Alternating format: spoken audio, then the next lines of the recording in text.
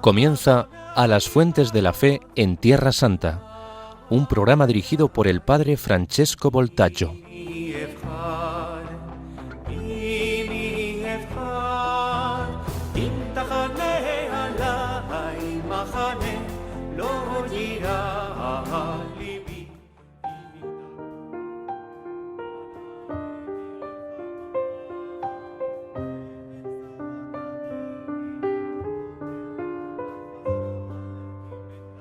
שלום עליכם מלאכי השרת, מלאכי עליון, מי מלך מלאכי המלכים, הקדוש ברוך הוא. בואכם לשלום מלאכי שלום מלאכי עליון, מי מלך מלאכי המלכים, הקדוש ברוך הוא. ברכוני לשלום מלאכי השלום מלאכי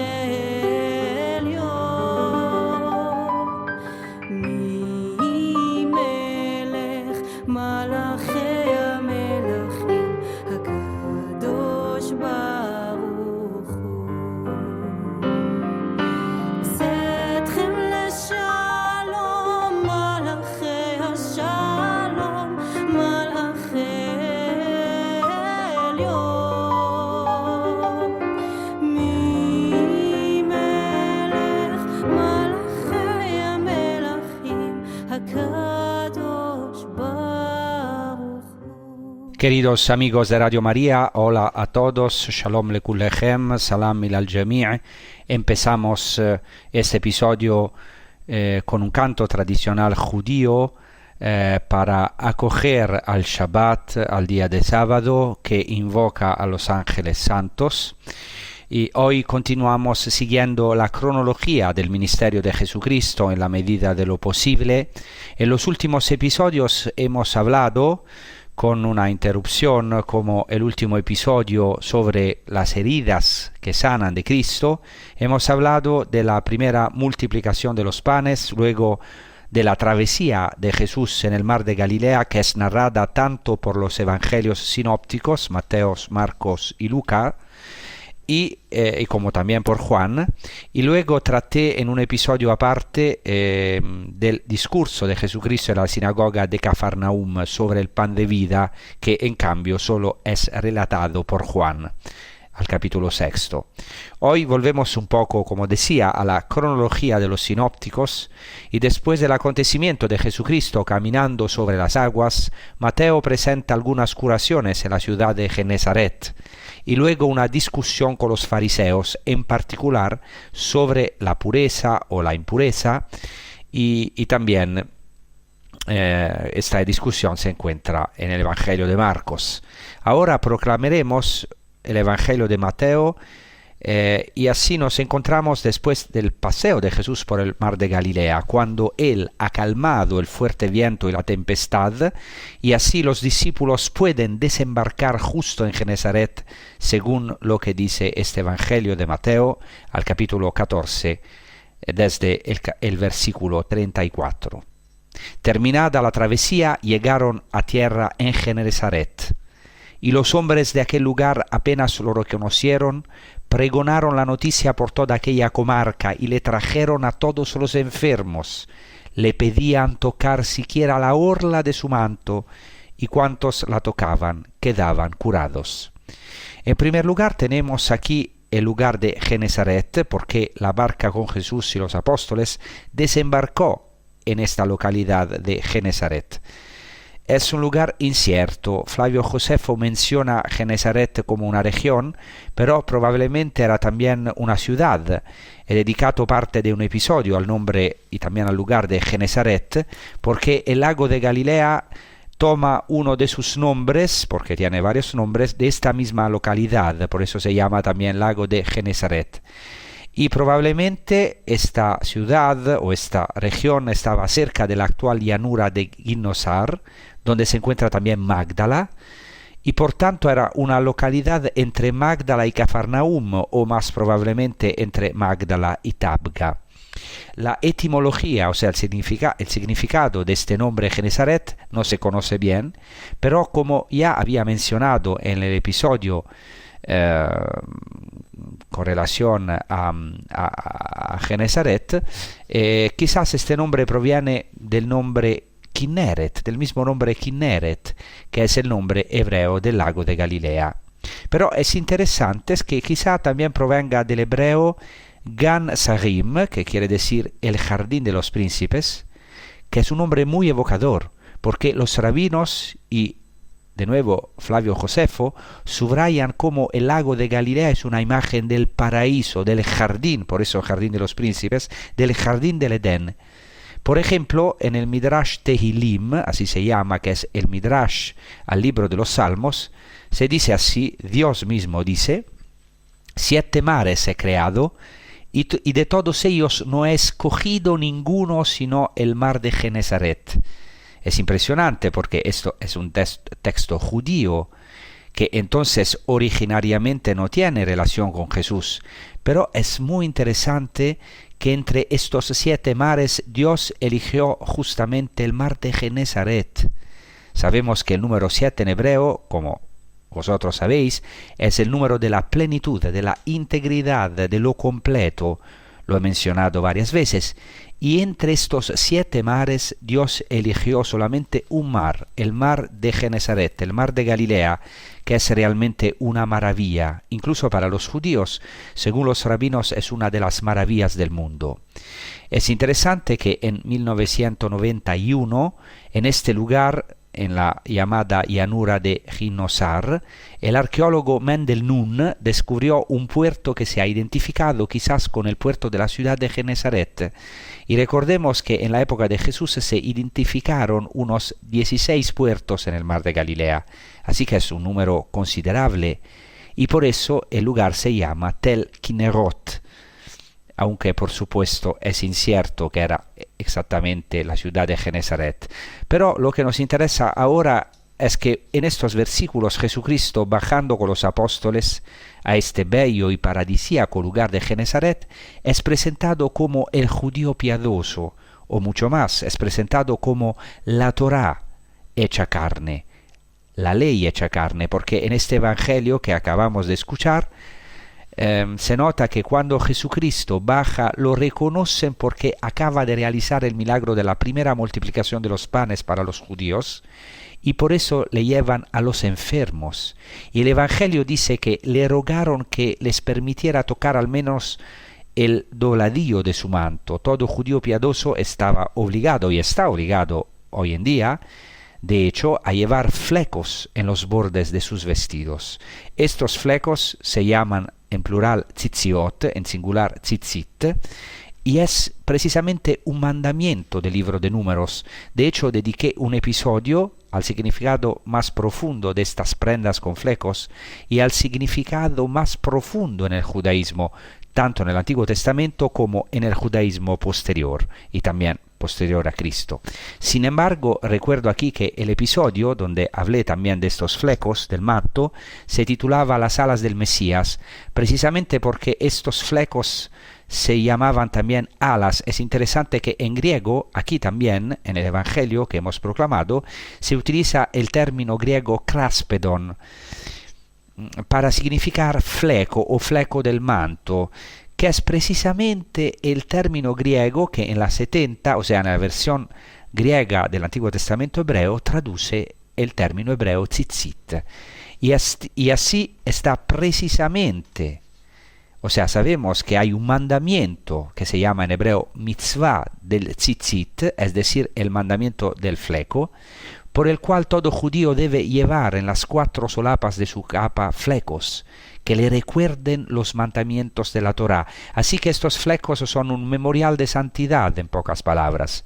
Luego, como dije en este episodio previo, estos flecos son un símbolo del nombre de Dios y también son un símbolo de los 613 mandamientos o preceptos, en hebreo mitzvot. Así que prácticamente es un memorial de los mandamientos de la Torá. Y ahora Cristo es el verdadero judío, porque en el libro del profeta Zacarías así lo dice, Zacarías 8:23, esto dice el Señor del universo: en aquellos días 10 hombres de lenguas distintas de entre las naciones se agarrarán al manto de un judío, diciendo: queremos ir con vosotros, pues hemos oído que Dios está con vosotros.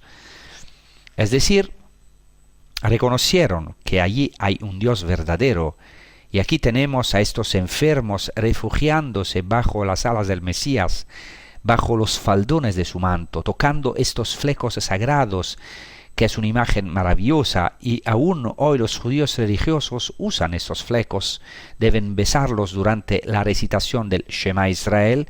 Escucha Israel, el Señor es nuestro Dios, el Señor es uno, con los que también con estos flecos también besan la Torá.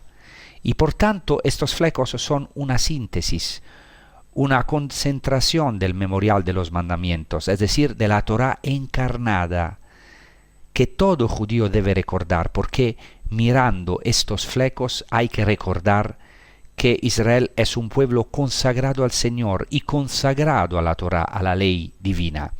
Y ahora Cristo es de verdad la Torá hecha carne, el consagrado del Padre por excelencia, el Mashiach, como decimos en hebreo, o sea, el ungido, y sus flecos curan porque el poder que sale de él está concentrado en estos flecos, digamos así, claramente en su persona, porque Cristo mismo es la santidad, es el santo en persona. Y ahora vamos a rezar con un salmo maravilloso, que es uno de los salmos más cortos del libro de los Salmos, que dice: oh Señor, mi corazón ya no es ambicioso, y habla de esta confianza del orante hacia Dios como si fuera una madre. Se refugia, como estos enfermos se refugian bajo las alas del Mesías. Y también es un salmo maravilloso de esperanza, porque dice al final que Israel espere en el Señor y que nosotros todos esperemos en este tiempo la curación de Jesucristo, que es la verdadera santidad, cuyo poder es el mismo poder de Dios. Vamos a rezar con este salmo. Oh Señor, mi corazón ya no es ambicioso, ni se eleva con soberbia mi mirada, ni voy en busca de cosas grandes que son superiores a mis fuerzas. Oh Señor, mi corazón ya no es ambicioso, ni se eleva con soberbia mi mirada, ni voy en busca de cosas grandes que son superiores a mis fuerzas, sino que aquietada y acallada está mi alma, como un niño pequeño en brazos de su madre. Como un niño amamantado está mi espíritu, como un niño dentro de mí. Oh Señor, mi corazón ya no es ambicioso, ni se eleva con soberbia mi mirada, y voy en busca de cosas grandes que son superiores a mis fuerzas. Aquietada y acallada está mi alma, como un niño pequeño en brazos de su madre. Como un niño amamantado está mi espíritu, como un niño dentro de mí. Espere Israel en el Señor, espere Israel en el Señor, espere Israel ahora y siempre. Entonces, la primera parte de este episodio sirve de introducción al Evangelio, al pasaje evangélico que ahora vamos a profundizar, en el cual vamos a profundizar. Es decir, Jesús es presentado en el Evangelio de Mateo, como hemos dicho, como el judío verdadero, claramente sin sustituir al pueblo judío, que sigue teniendo su papel, su inmensa importancia. Pero podemos decir que Jesús es la culminación del pueblo judío, porque es el Mesías. E inmediatamente hay una discusión muy importante sobre las tradiciones fariseas.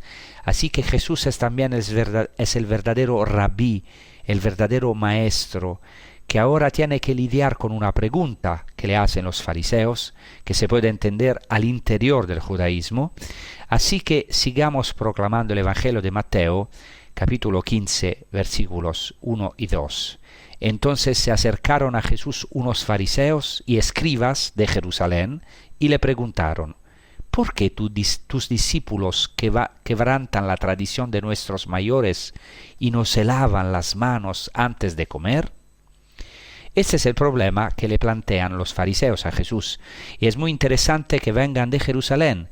Quiere decir que son una delegación oficial que había oído hablar de las obras de Cristo, y vienen de Jerusalén fariseos junto con escribas para verificar, porque evidentemente ellos también habían oído críticas. Además sabemos que siempre ha habido tensiones entre Jerusalén y Galilea. Esto es muy importante para entender el ambiente de Jesús, porque Jerusalén era el lugar de la ortodoxia judía, mientras que los galileos siempre fueron considerados como heterodoxos, o sea, como, no digo heréticos porque no es así, pero como gente que no era de verdad seguidora de la ley o en su pureza. También porque en el pasado se habían mezclado con los asirios paganos que habían colonizado Galilea y Samaria, esto entre el 734 y 722, o sea, la invasión asiria en Samaria, en Galilea. Y entonces este era el pecado original, por así decirlo. Nunca había sido perdonado por los judíos de Jerusalén. Por lo tanto, Jerusalén era el centro de la religiosidad ortodoxa o de la fe ortodoxa judía, y los galileos eran considerados negativamente en algunos casos. Hay que entender la importancia ahora de los fariseos en la época de Jesús. Aquí diré unas palabras rápidas. También he tratado de los fariseos en otras emisiones y volveremos a tratar de ellos, por supuesto. Hoy la palabra fariseo puede ser un término despectivo, pero en realidad los fariseos fueron una de las corrientes más importantes en la época de Jesús, junto con los saduceos, los esenios y los celotes, de los que habla abundantemente Flavio Josefo y también la literatura judía de la época del Nuevo Testamento. Y luego, y también claramente el Nuevo Testamento no habla de los esenios, pero habla con abundancia de los fariseos. Y luego la corriente de los fariseos se estableció en el judaísmo, de modo que el judaísmo actual, sobre todo tal como se desarrolló posteriormente, es el judaísmo farisaico. El judaísmo rabínico es prácticamente el judaísmo fariseo, aunque claramente en el judaísmo rabínico tal vez hayan confluido diversas corrientes, pero prevalentemente la corriente farisea. Los fariseos eran en la época de Jesús la corriente más seguida, más respetada por el pueblo. No hay que pensar que simplemente eran todos hipócritas o todos legalistas. En esto, por cierto, os voy a contar una cosa curiosa, porque también divertida, porque el rabino Di Segni, el rabino jefe de Roma, ha protestado con el Papa Francisco porque varias veces se ha referido al fariseísmo, entendido pero en sentido negativo, y muchas veces se refiere con esta denominación fariseo o fariseísmo a la gente de iglesia, es decir, se refiere a un cierto legalismo o hipocresía. Justamente lo hace Papa Francisco, que también podemos tener los cristianos en la práctica religiosa. Pero el rabino Di Segni, como judío, protestó un poco por esta forma de usar el término fariseo, como lo hace el Papa, con una connotación negativa, porque él decía puede reforzar los prejuicios en un público que quizás no está preparado, no conoce bien el judaísmo. Pero digo divertido porque fue muy simpático el Papa Francisco al responder con su típico humor. Lo entiendo muy bien, le dice al rabino Di Segni, pero yo soy jesuita y hasta la palabra jesuita muchas veces es interpretada en sentido negativo. O eres un jesuita, puede ser, decía Papa Francisco, también un insulto, y así puso paños fríos a esta discusión.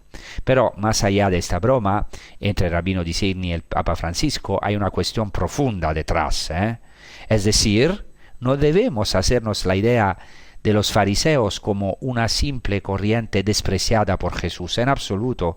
Jesús habla con los fariseos precisamente porque eran quizás una de las corrientes más cercanas al pueblo, y además sabemos que varios discípulos y primeros cristianos eran fariseos o fueron fariseos, y algunas de las posturas de Jesús eran más cercanas a los fariseos. Por ejemplo, en algunas posiciones Jesucristo es cercano al gran rabino fariseo Hillel, que es uno de los más grandes rabinos de la época inmediatamente anterior a Cristo. ¿Qué quiere decir la palabra fariseo? Parush o perushim al plural en hebreo quiere decir separados, divididos, pero en el sentido que el judío debe ser santo. Santo en el judaísmo significa separado, separado de la impureza, es decir, consagrado para el Señor. Y por eso los fariseos eran una corriente que daba gran importancia a la tradición oral. Aceptaban no solo la Torá escrita, es decir, el Pentateuco, los 5 primeros libros de la Biblia, sino también otros libros, y por tanto también daban importancia a los libros proféticos y otros escritos. Los fariseos fueron una corriente que nació probablemente en la época de los Macabeos, y que la cosa más importante es que creían en la resurrección, en los espíritus, en los ángeles, en los demonios. Los saduceos, por el contrario, eran los mayores opositores de los fariseos y no aceptaban la Torá oral, sino solo la Torá escrita, solo los primeros 5 libros de la Biblia. Y, por ejemplo, no aceptaban la resurrección, no creían en la resurrección. En esto Jesús está ciertamente mucho más cerca de los fariseos. Ahora no tengo tiempo para tratar extensamente a los fariseos, pero este es un ejemplo porque debemos entender que la posición de los fariseos era muy seguida por el pueblo, y de hecho hay una cita de Flavio Josefo en su libro Las Antigüedades Judías, precisamente sobre las tradiciones orales en relación a los fariseos. Pues cuidado, como he dicho, que los fariseos observaban la Torá escrita, pero también tenían una enorme estima por la Torá oral, la ley oral o interpretación oral o tradición. En definitiva, por la tradición. Y para ellos, entonces, para los fariseos no había solo la ley escrita, que se llama en hebreo Torah Shebichtav, sino también la ley oral, la Torah Shebe'al Peh, que quiere decir literalmente la Torah, la ley que está en la boca. Pero es un punto muy importante. Para ellos no había ley escrita sin la ley oral, es decir, sin la tradición.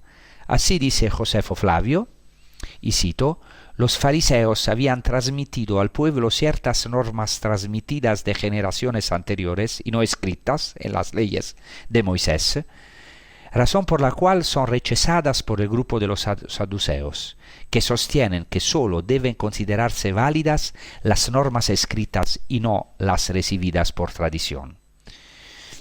Aquí hubo fuertes discrepancias entre fariseos y saduceos, y es exactamente lo que tendrán también los fariseos con Jesús respecto a las tradiciones orales. Cuidado, anticipo enseguida una cosa fundamental. Jesús creía ciertamente en la Torá escrita, en el Pentateuco. La Torá escrita es palabra de Dios, es decir, los 5 primeros libros de la Biblia, pero cuidado, Jesús daba importancia y dará importancia también a la tradición oral. ¿Qué quiero decir con esto? Quiero decir que esta discusión que hemos proclamado con los fariseos, que se encuentra en el Evangelio, no quiere decir que Jesús desprecie la tradición oral, sino que critica el hecho que las tradiciones orales puedan eclipsar o hasta estar por encima de la Torá escrita. Ahora lo veremos. Por ejemplo, me viene a la memoria el tratado de la Mishnah, que es la recopilación de las tradiciones rabínicas antes del 207 después de Cristo.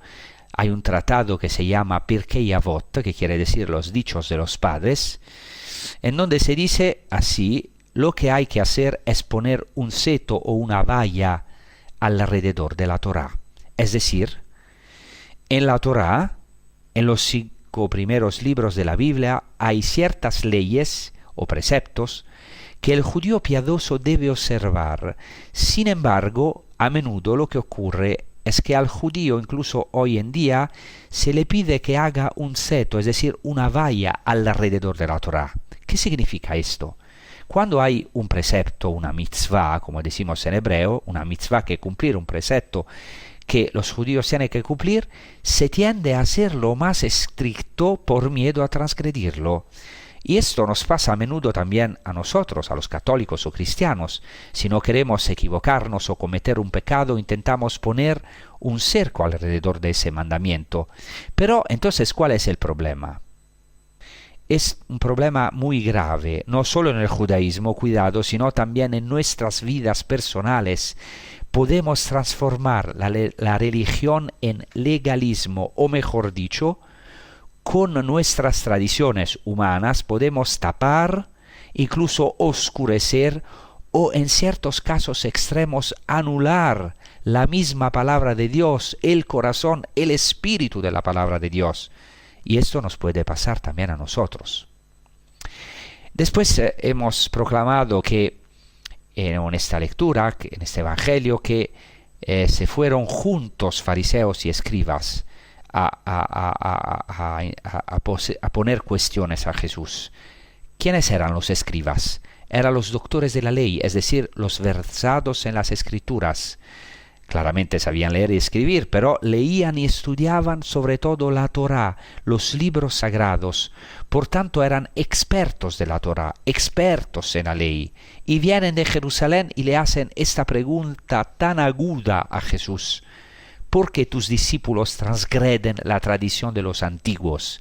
De hecho, cuando toman alimentos no se lavan las manos. A nosotros este detalle de no lavarse las manos no nos parece tan importante, pero en cambio es importantísimo y muy profundo en el judaísmo. Más adelante, y a lo mejor en el próximo episodio también, iremos o intentaremos ir al significado profundo de esta palabra de Jesucristo. Ahora estoy intentando poner una base, pero primero hay que entender que esto de lavarse las manos no era una regla de higiene, o no solo una regla de higiene, como por ejemplo hoy, ¿no? O si os acordáis en la época del virus, o en general tenemos la costumbre de lavarnos las manos antes de las comidas para razones higiénicas.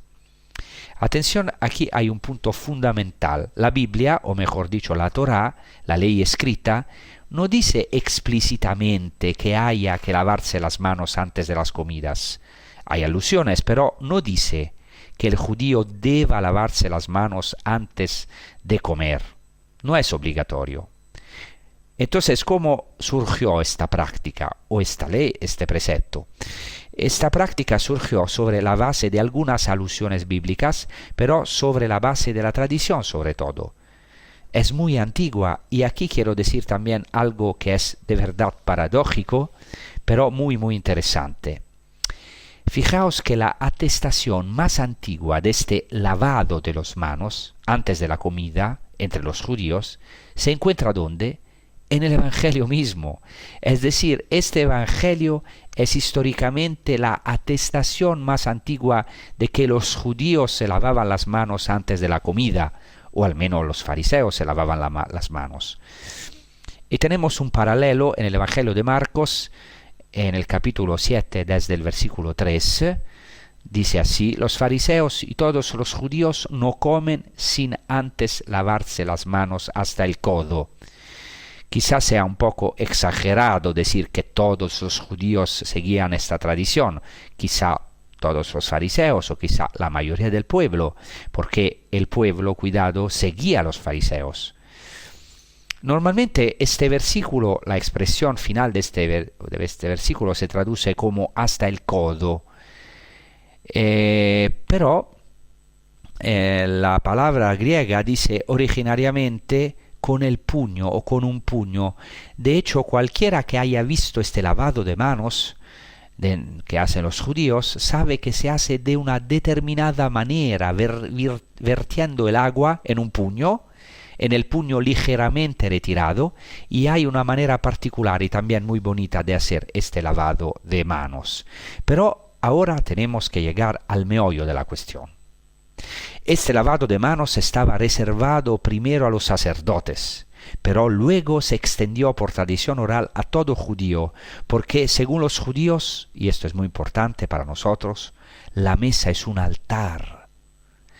La mesa es un altar, el judío es el sacerdote en su casa. Y eso es muy interesante en relación con la tradición de los judíos religiosos de hoy antes de comer el pan. Tanto en el Evangelio de Mateo como en el Evangelio de Marcos, los fariseos dicen: ¿por qué cuando tomáis alimento no os laváis las manos? Pero literalmente debería traducirse la expresión griega no cuando toman alimento, sino cuando toman pan. Y de hecho todavía en el judaísmo actual, antes de comer, también en un trozo de pan, hay que realizar el ritual del lavado de manos, que en hebreo se llama netilat yadayim. Ojo que no es una medida solo de higiene. Esa tradición oral se originó como una importante ley de purificación espiritual. Hoy tiene exactamente este significado de una intensa purificación espiritual, y hay una explicación muy profunda dada a lo largo del tiempo por los rabinos. No sabemos si remonta a la época de Jesús, pero ciertamente en la época de Jesús se explicaba de alguna manera, incluso espiritual, este lavado de las manos. Según las reglas prescritas, de hecho, este netilat yadayim, es decir, este lavado de las manos, es muy importante. Netilá significa elevación, literalmente, porque después del lavado se elevan a Dios las manos y se hace una hermosa bendición. Según los judíos, este lavado atrae una gran kedushá, una gran santificación o santidad, y también dicen una gran berajá, es decir, una gran bendición. El incumplimiento de esta ley hoy en día se considera una grave ofensa, un grave pecado. Entre otras cosas, esta obligación de lavarse las manos antes de comer o de comer pan es para todos, tanto hombres como mujeres. Una cosa interesante es que debe hacerse a través de un recipiente, porque según los judíos, en el ámbito espiritual, toda luz que viene de Dios nos llega a través de un intermediario, es decir, un medio. Por ejemplo, dicen, la Torá se recibe a través de la palabra, que es por lo tanto el medio. Y así el agua simboliza la Torá, y no se puede recibir sino a través de un intermediario, que es el receptáculo. Muy interesante esto, también para nosotros, en referencia al Mashiach, al Mesías, en referencia a aquel que reconocimos como el Mesías, como el como el Cristo, que es interesante porque Él es el verdadero mediador entre Dios y los hombres, como dice San Pablo. Después de lavar las manos se recita una bendición, o mientras que se lavan las manos, los judíos recitan una bendición muy hermosa que dice así en hebreo: Baruch atah Adonai Eloheinu melech haolam, asher kiddashnu b'mitzvotav ve'tzivanu al netilat yadayim. Dice, traduco: bendito eres tú, Señor Dios nuestro, Rey del universo, que nos has santificado con tus preceptos y nos has ordenado lavarnos las manos. Por cierto, es muy interesante que este lavado de manos deba hacerse también nada más despertarse. Piénsese que incluso para los judíos ortodoxos no se puede caminar ni 2 metros después de despertarse, o cuando uno se despierta, sin lavarse las manos de esta forma ritual. Esto también tiene un profundo significado espiritual, porque el hombre al levantarse es como una nueva criatura, y de hecho al despertar cada judío reza algunas oraciones o bendiciones de la mañana, que también, entre las otras cosas, tienen como tema la resurrección. Y también en estas bendiciones el judío se compara con el Cohen, con el sacerdote, que santificaba sus manos en la agua de la pila del templo cada día de su servicio. Ahora vamos a rezar con un canto dedicado a la Santa Virgen María. Claro, el tema de hoy es la pureza, entonces este canto se titula Bendita sea tu pureza, claramente referido a la Santa Virgen María. Gracias.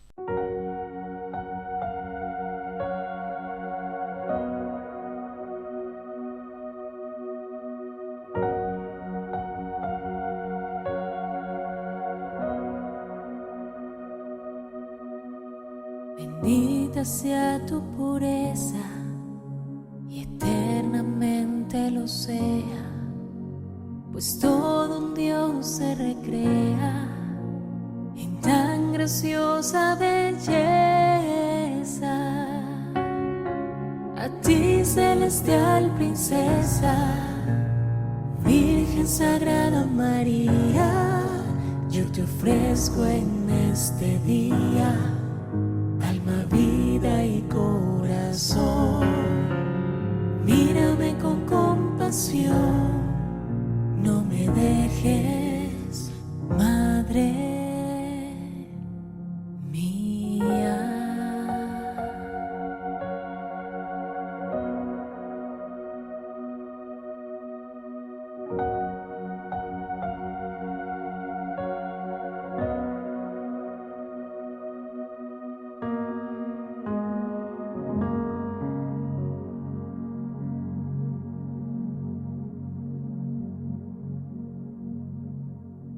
Entonces estábamos hablando de lavado de manos, porque esto es el centro de la pregunta de los fariseos y de los escribas a Jesucristo. Y hemos visto cómo este lavado de manos prácticamente es una forma de decir somos un pueblo sacerdotal. Entonces ahora podéis ver que la pregunta que hacen los fariseos y los escribas a Jesús no es una pregunta tonta. Es decir, los fariseos se preguntan cómo es posible que Jesús no respete esta tradición, y la llaman tradición, por lo que no se encuentra, como hemos dicho, en la ley escrita, sino que es una tradición oral. Por supuesto, hemos visto que se podía ser judío en la época de Jesús sin respetar la tradición oral, sin respetarla, porque eso es lo que hacían los saduceos. Pero los fariseos incluso van desde Jerusalén hasta el lago de Genesaret en Galilea para reprender a Jesús sobre este punto de la Torá oral que, como ellos pensaban, Jesús no respetaba. Esto lo sabemos de hecho también por un versículo paralelo en el Evangelio de Lucas, según el cual no solo los discípulos de Jesús no se lavaban las manos, sino ni siquiera el mismo Jesucristo se lavaba las manos antes de tomar la comida. Parece que lo dice el Evangelio de Lucas cuando dice al capítulo 11, desde el versículo 37, un fariseo le invitó a comer. Está hablando de Betania. Él fue y se sentó a comer. El fariseo lo vio y se asombró de que no hubiera hecho sus abluciones antes de la comida. Repetimos, el fariseo vio a Jesucristo y se asombró de que no hubiera hecho sus abluciones antes de la comida. Sobre este punto Jesucristo pronuncia una palabra o hace una catequesis. No entra en la cuestión lavar o no lavar las manos, sino que va mucho más en profundidad. Y dice así, Jesucristo contesta así a este fariseo, según el Evangelio de Lucas, en el capítulo 11. Entonces el Señor le dijo: vosotros fariseos limpiáis el exterior de la copa y del plato, pero vuestro interior está lleno de avaricia y de maldad. Insensatos, ¿acaso el que hizo lo de fuera no ha hecho también lo de dentro?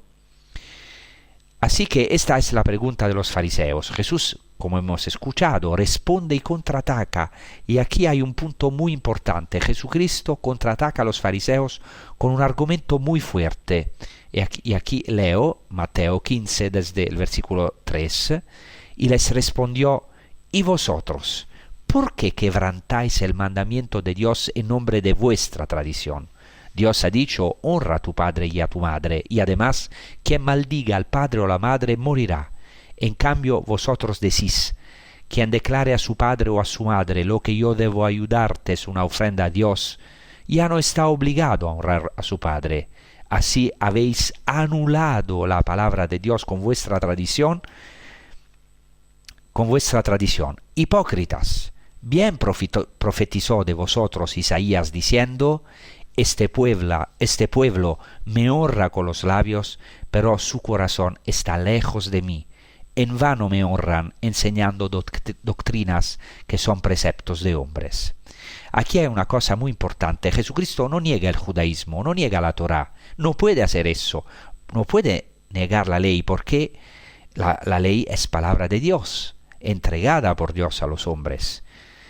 Y esto vale para todos, es un mensaje universal para los judíos, pero también para nosotros.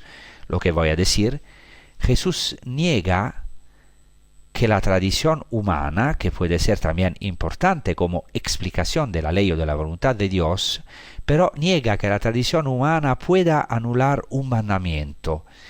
O sea, aquí el Señor quiere que volvamos al corazón, al interior, al hombre interior, y también al corazón de la Torá, de la ley, y a nuestro corazón profundo.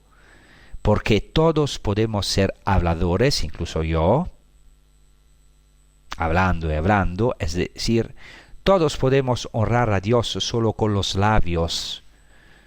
Entonces el Señor hoy nos pregunta: ¿dónde está nuestro corazón? ¿Dónde está mi corazón? ¿Dónde está tu corazón? Esta es la pregunta que nos hace Jesucristo. Y después, ¿qué hace Jesús a continuación? Después de esta discusión con los fariseos, llama a la multitud. Muy interesante. Aquí Jesús es un verdadero rabino, maestro, además de ser obviamente verdaderamente el Mesías y el Hijo de Dios y Dios para nosotros los cristianos. Pero es también un verdadero maestro. Porque después de haber hablado con los fariseos se quedan allí. Y Jesús llama a la multitud. Hemos dicho que los fariseos tenían una gran influencia en el pueblo, en la multitud. Y Jesús también llama a la multitud y dice, Mateo 15:10, entonces habiendo reunido a la multitud les dijo: escuchad y entended bien.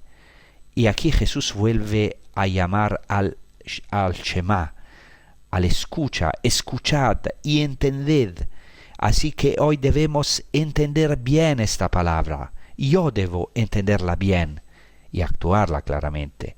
Y también, pero, cada uno de los oyentes, escuchemos bien esta palabra y entendámosla. Así continúa Jesús.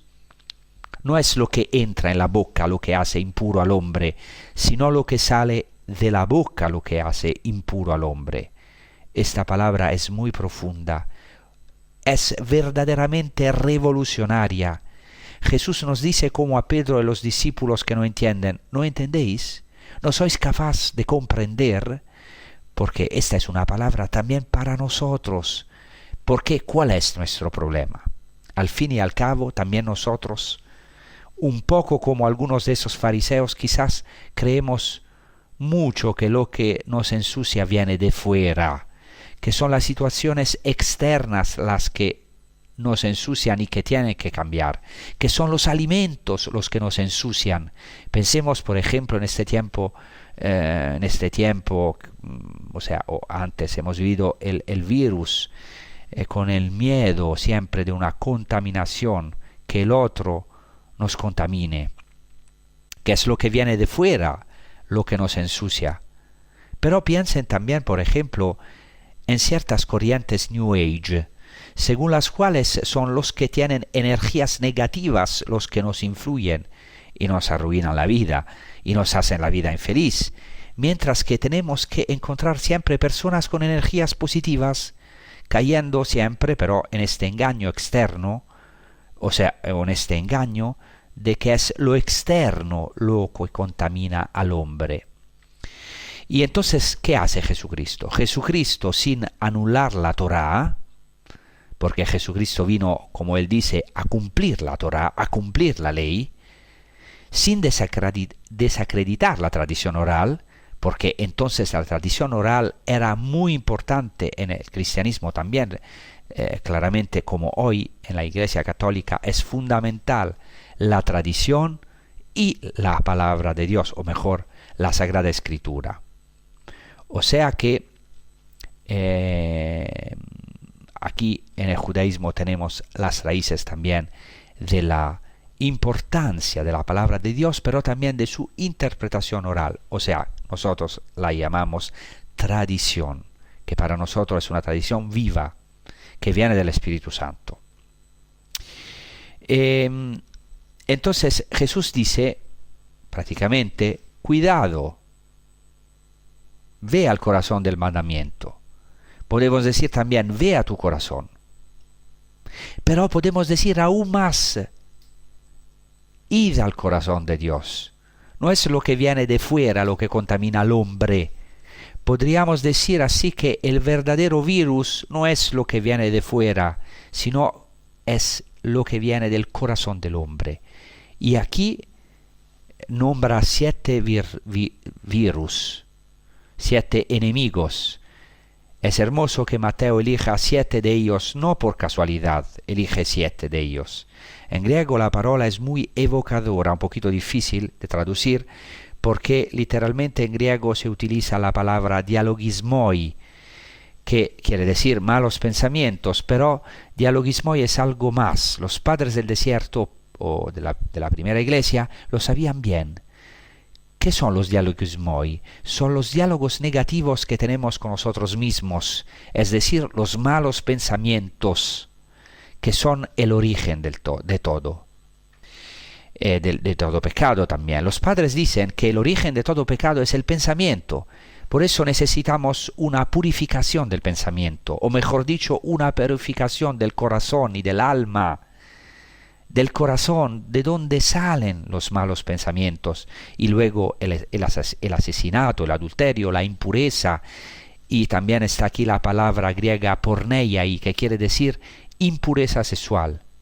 Luego también se menciona el robo, el testimonio, la calumnia, que en griego sería la palabra blasfemiai, o sea, la blasfemia. He aquí que todo esto sí hace impuro al hombre.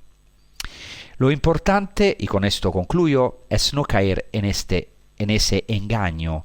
O sea, esto es muy importante como palabra para nuestra vida, para nuestra existencia. Es muy importante no caer en ese engaño, no pensar que es lo externo lo que nos contamina, lo que nos hace sufrir. La fuente de nuestro sufrimiento es en nuestro corazón. O sea, es verdaderamente el pecado que vive en nosotros, como dice San Pablo. Si se quiere, esta impureza es una impureza del corazón, y esto es fundamental. Pensemos, por ejemplo, que algunos en la historia han pensado que el verdadero problema del hombre son las estructuras del pecado, que es cierto que son un problema, es cierto que deben ser denunciadas, es cierto que tenemos que hacer de todo, con la ayuda de Dios, para eliminar las estructuras del pecado. Pero esa no es la fuente del sufrimiento del hombre, dice Jesús. En absoluto, no son las estructuras externas o las estructuras de pecado que contaminan al hombre. Por eso nuestra verdadera revolución no es y nunca será una revolución contra las estructuras políticas, sino que será una revolución del corazón. En este sentido, no hay nada más revolucionario que el cristianismo. Entonces necesitamos esta verdadera revolución y no otras revoluciones. Es una revolución que comienza por nosotros y Cristo quiere iluminarnos, purificarnos, porque nos ama, porque verdaderamente vino para que no seamos hipócritas, para que nuestra purificación no sea externa. Ahora terminamos este episodio con un salmo maravilloso, que es el Salmo 50, que habla también de esta purificación. Aquí terminamos este episodio. Os doy la gracia y también os pido oraciones para Tierra Santa, para Jerusalén, como dice el Salmo, Shalush Shalom Yerushalayim. Es una literación, son palabras con asonancias una a los otros. Shalush Shalom Yerushalayim quiere decir pedid la paz para Jerusalén. Muchas gracias, rezamos por vosotros desde los lugares santos. Ahora yo me encuentro en Betania, Jerusalén. También, por favor, vosotros que os pedimos de rezar por nosotros, por nuestra misión aquí en Tierra Santa. Muchas gracias y os deseo una buena prosecución con los programas de Radio María. Hasta la próxima.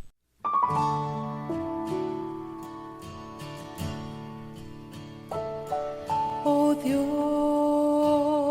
crea en mí. Oh Dios, crea en mí. Crea un corazón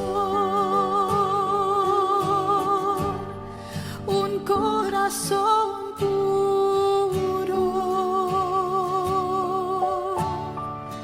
Piedad de mí, Señor, por tu bondad, por tu inmensa compasión, borra mi culpa, lava de todo mi delito, purifícame tú de mi pecado.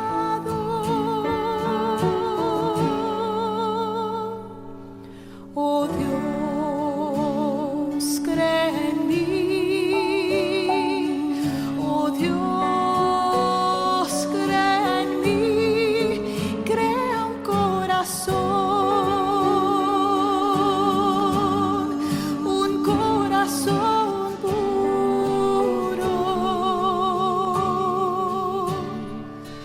Oh Dios, crea en mí un corazón puro.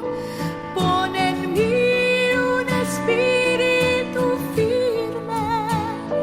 No me arrojes lejos de tu rostro. No me quites tu Santo Espíritu. Oh Dios, crea en mí.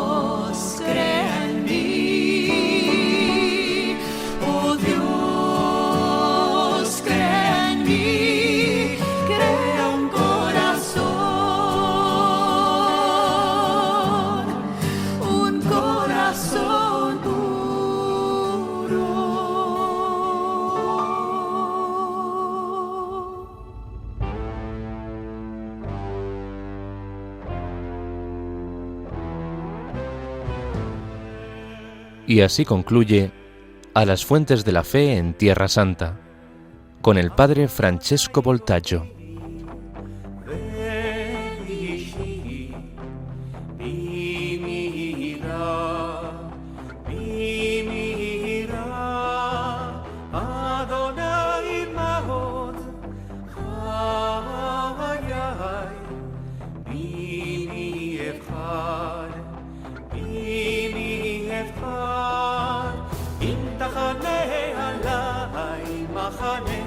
לא יירא ליבי אם תקום עליי